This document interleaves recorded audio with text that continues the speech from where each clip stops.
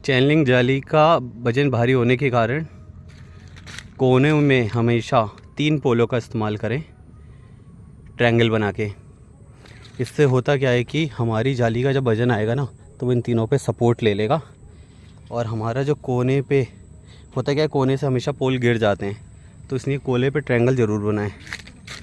हमने अपने सारे कोनों पे ट्रायंगल बना दिया है, इससे ये सपोर्ट मिली रहेगी और हमारी जाली कहीं गिरेगी नहीं। इन्हें वेल्डिंग कराया जाएगा कल, वो आपको वीडियो मिल जाएगी। ये देखिए।